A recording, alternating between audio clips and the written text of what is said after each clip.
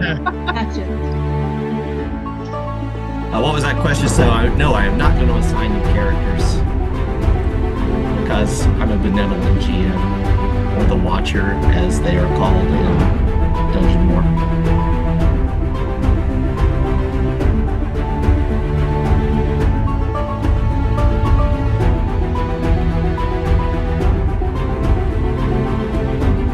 All right, so what we're going to do is we're going to go around and we're going to introduce ourselves. Brian, you're a professional. Okay. Well, hey, Ken, thanks for having me. I'm so excited to play Dungeon More. My name's Brian Colin. I make all sorts of RPG-related stuff. I'm most well known for Bass Grim. David Jacobs. I think I hold the record for the number of times of having been killed in his campaigns. I'm really excited to test the game out and get to know it better and stress test it, see if we can break it. Or die trying, right? To add to your count. All right, how about Reggie Carr? He's probably given me my most favorite death.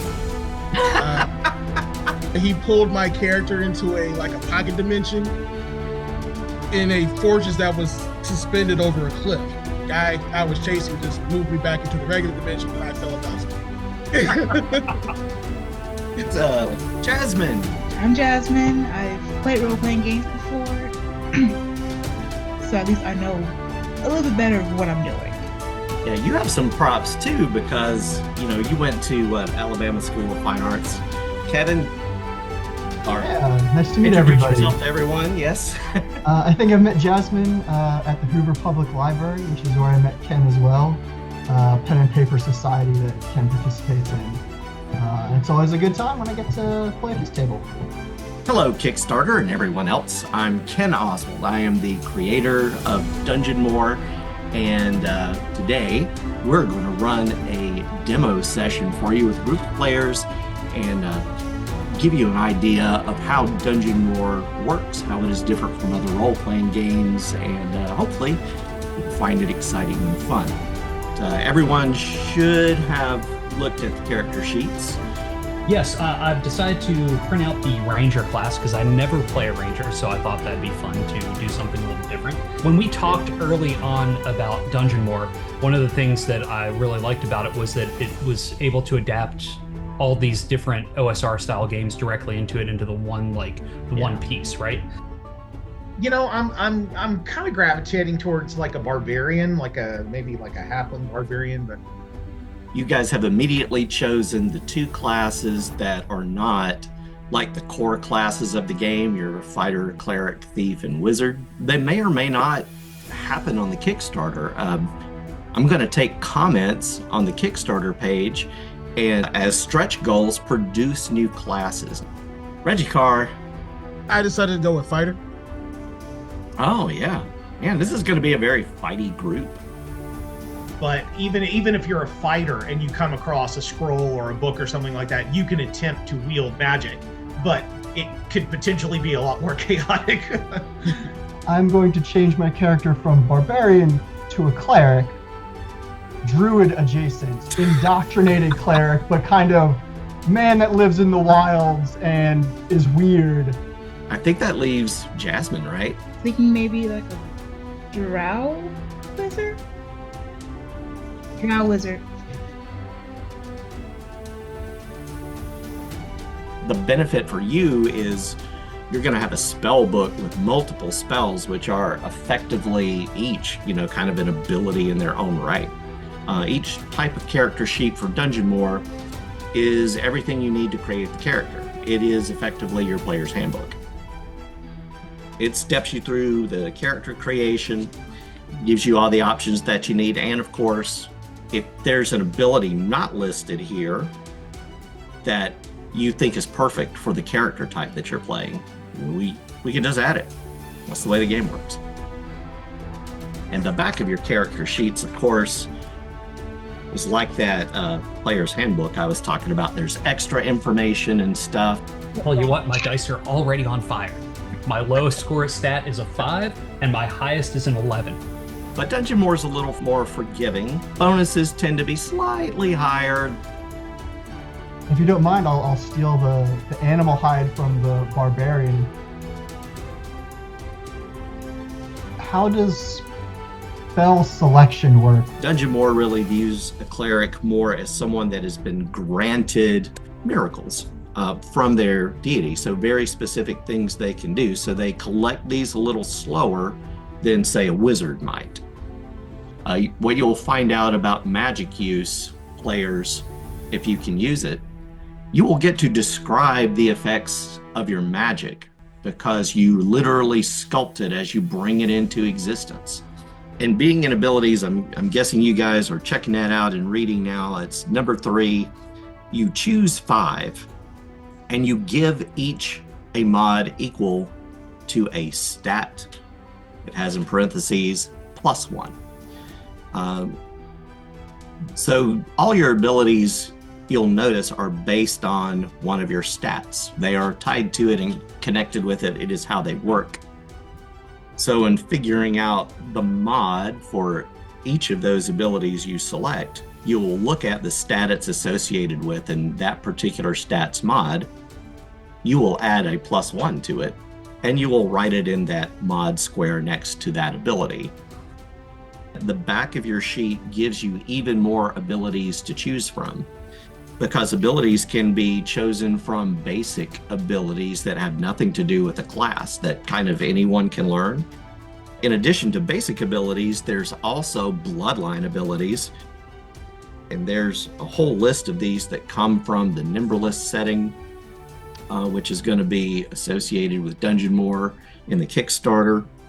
And of course, like I said, if you're thinking of something from another role-playing game that you really liked, you can certainly steal from it and add it to Dungeonmore. Spellcasting set. Select 2d4 spells for your spellbook below. Mm-hmm. So I'm like, having a list of spells certainly makes it easier. I would even think that if you're doing that as a one-shot at, say, a convention or something like that, or in store, and something where you're not playing with a regular group, might allow the players to say that they can decide what their spells are as they play, so that they can kind of... Brian knows me well. He knows that I frequently get at the table, and one of the things that I will tell people is, as you're picking abilities and languages, having all these options, I will frequently say, you know what, let's just play. And as you get into a situation where you need it, pick what you need. As you guys work through that number 3, the next thing you're going to do is number 4. You're going to roll for your hit points. You will roll a particular die. It will tell you what that die is.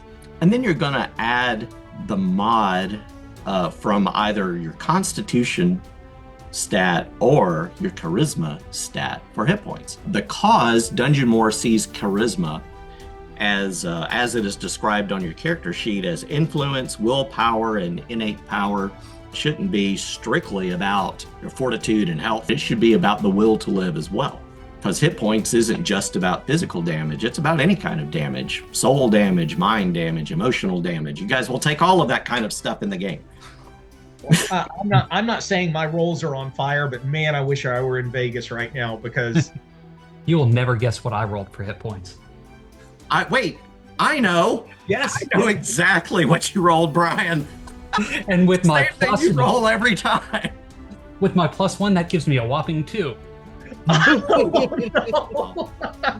Let me point out, because you're level 1 characters, one of the options would be to add 1d4 hit points.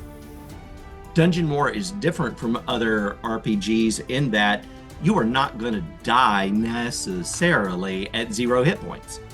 You'll see that damage is tracked on your sheet separately from your hit points. You are writing damage and totaling the damage you have taken as you take it. And once that damage equals or exceeds your hit points, you will make what's called a dire fate save. Just know that characters in Dungeonmore tend to be fairly deceptively powerful, even at first level. After your hit points, we're going to be at number 5, motivations. Motivations are what other games call alignment. What personally gets them motivated to do whatever.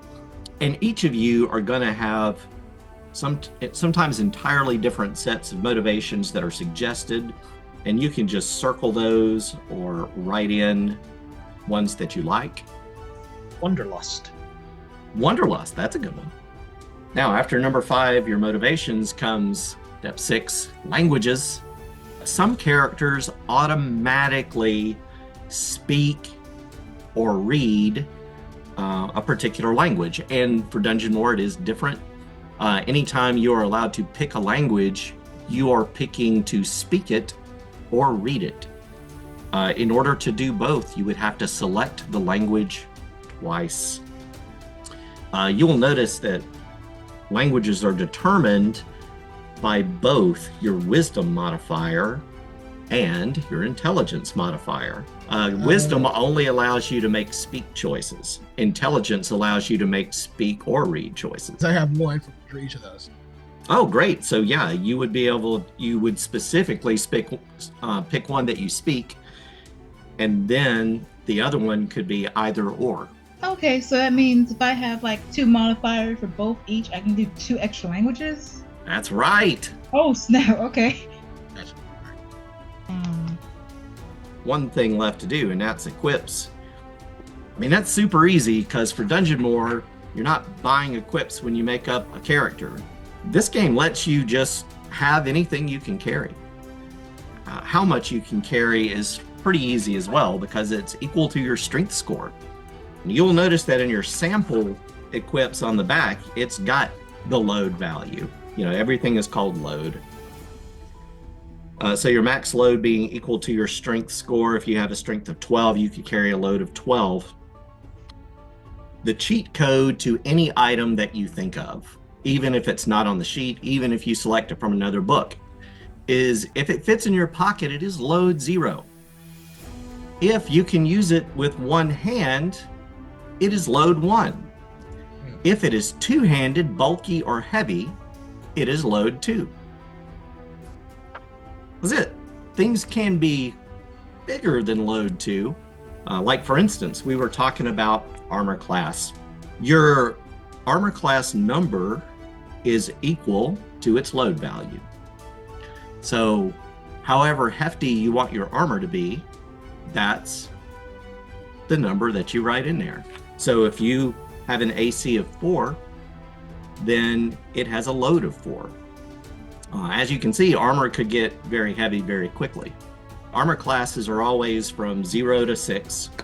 Now you might also notice that shields are armor.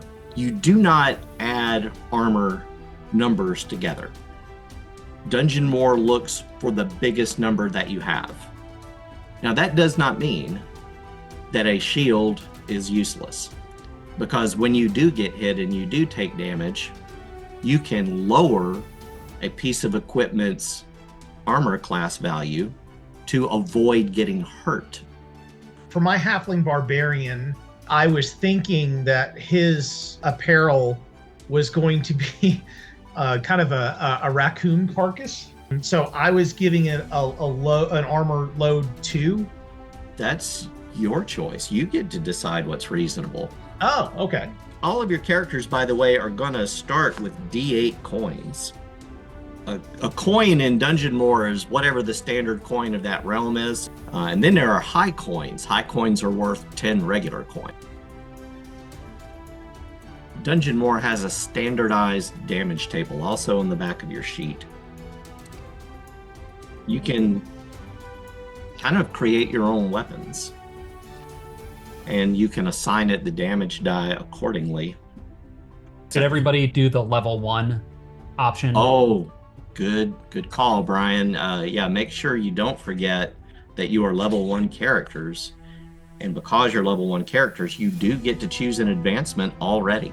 If you look at the back of your character sheet, on that bottom right box where it says level, you've already rolled for hit points in step 4. It says for each level, they choose an advancement below.